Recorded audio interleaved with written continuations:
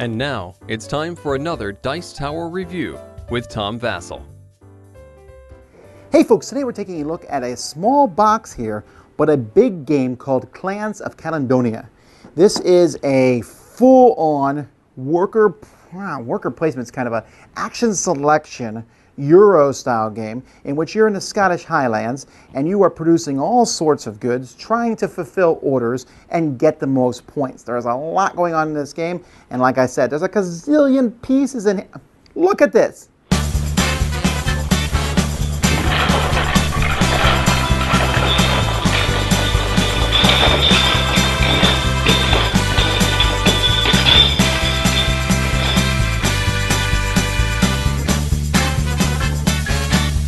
I want to start by showing you a player's board. Okay, each player has a different color. There's blue, red, black, and white. And you, at the beginning of the game, your board is going to be set up like this. Now, very quickly during setup, you're going to put a couple workers out on the board. And as the game progresses, you're going to be putting more workers out onto a map. All right, so there's a map here. There's different terrains on the map. One of the nice things this game does is you don't have to sit there and go, is this grassland or is this forest? It's both. And so you're going to be placing things onto this map. There's a cost in coins when you place things on a map, and that cost is also going to be added to whatever you put out here. So for example, this cheese is 8. If I put it on a space on the board that costs 3, it will cost 11. Now I'm trying to get these out here. When I put this cheese out, it's like a cheese building. This would be a group of cows. This would be a bakery, a brewery. And so I'm putting these things out. At the end of each turn, I'm going to get resources based on what I have here. So for example, if this is open, I'm going to get a milk each turn. If this is open, I'm going to get a cheese, but I have to pay 1 milk to get the cheese. If this is open, I get 2 grain pieces. And by the way, here's the cheese piece. If I get this, I get a bread, but I have to turn one of my grain into that bread. If I get this, I get some rum, but I have to turn, or whiskey or whatever it is, and I have to turn a grain into that. And this is going to give me cash. Now this is going to give me cash based on if I've upgraded my workers or not. If I've upgraded them, each worker missing will give me 6, and over in the mountains each one will give me 8. If I haven't, 4 and 6. So you're trying to get as many things off of this board as possible, because when you do so, you're going to be getting a lot of resources in between turns, and that's how you do well in the game. There's also a technology here. When you're building new buildings out on the board, you have to put them next to each other, and you can't cross rivers. But if you pay 4 on your turn and you increase this, you'll be able to cross rivers, and then you'll be able to move across bodies of water a certain number of spaces based on how high that is. You also start the game with a couple of traders. There's 2 of them, and you can buy more of them, and you're going to be able to use them to buy and sell more commodities. So there's a board here, and it keeps track of the price of the different commodities. And on a turn, players are going to be able to drop a trade or 2. I might put 2 traders here and sell 2 milk. So if I have 2 milk, I can sell that, and I would get 5 for each one. For each one I sell, though, the price would come down. Or maybe I want to buy milk. I could pay, for example, the price here would be 4.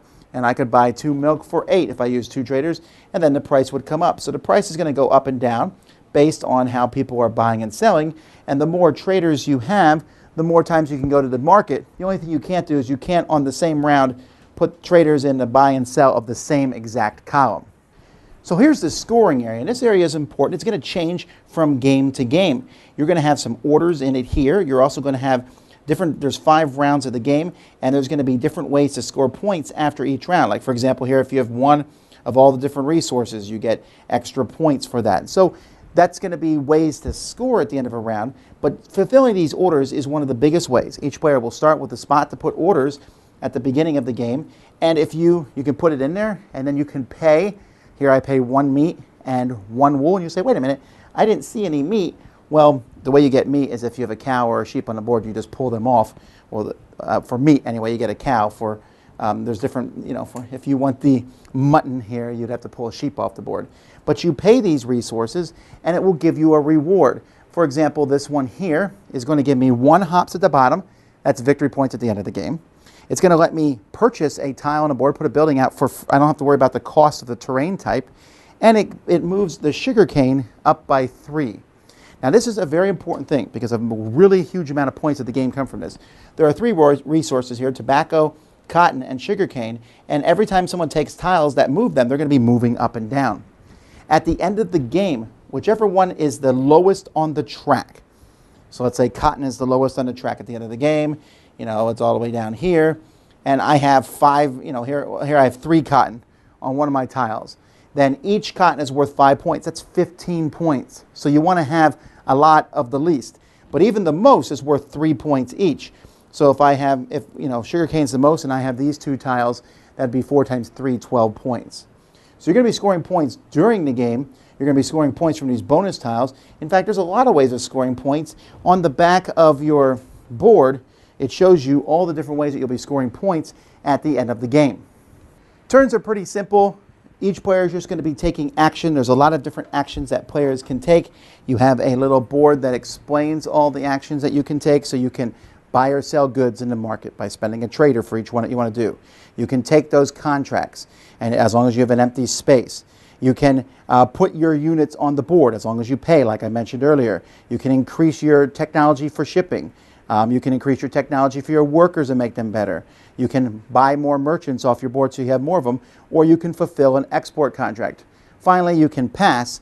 When you pass, you will simply drop your player marker. Each player has a marker here to show turn order, and the first person to pass is going to get more money. The second person to pass gets fewer money, but it also determines turn order for the next round.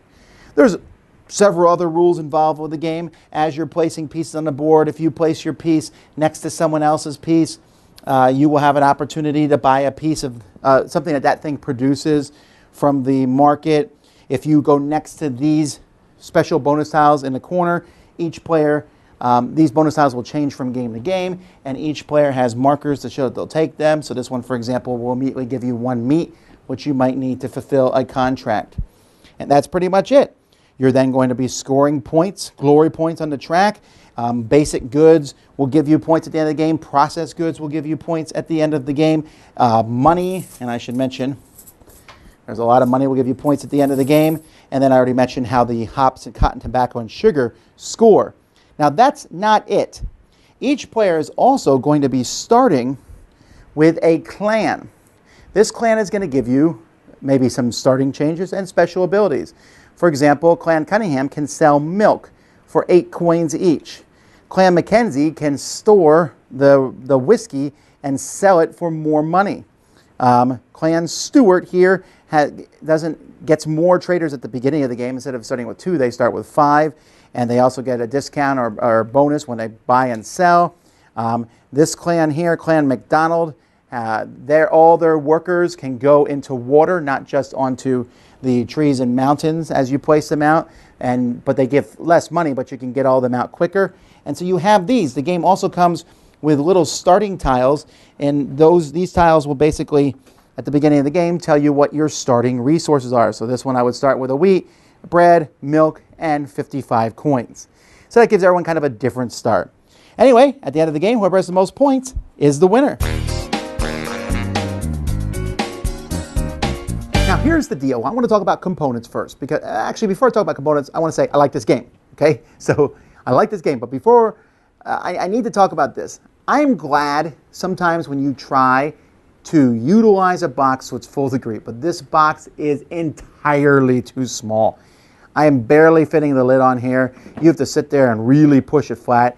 They really could have made this box bigger. This should be a bigger, grandiose game, because it is. We're talking a game on the level of Feast of Odin and Le Havre and things like that. There's a lot of pieces in this game, and I really wish that they had kind of given it more room to grow. And in fact, there should be a few more pieces. They have tiles for, 3 rum and things like that, but there should have just been more rum barrels in there, because you will run out of some of the resources depending on the clans that are in the game.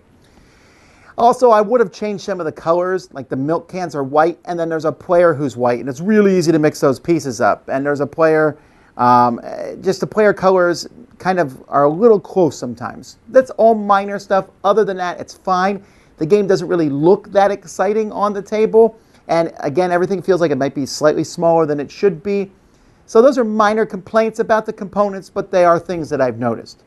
But now let me talk about the good. First of all, the clans themselves. This is a huge thing for me. And this reminds me of another game I like a lot called Marco Polo. In Marco Polo, each player has a special ability, which seems amazing. That's how these are. These special abilities are great. I showed you that one about someone who can sell milk for 8. They're going to be milking it up. They're going to be getting milk and sending that milk out and getting a ton of cash in that way. And the person who can put all their workers out on the board, oh wow, they're going to have their workers out on a couple turns pretty soon and sending them all out. It's really expensive to get your workers out normally. That person can get them out more quickly, have more room to grow and expand. And I really enjoy that. Not only does it give you kind of a focus to how to play the game, but it also, because when I taught new people and they got the milk, when they're like, oh, I need to do this, they got the rum, they're like, oh, that's what I'll concentrate on. That's good. You don't have to solely concentrate on that. You can and must do other things, but I like that. Scoring. Now, there's a couple other expert scoring, which I assume most people will use. There's a scoring where you will score based on how many different settlements you have that are close enough to ship things to. Not the biggest settlement or the most settlements, but how many you have.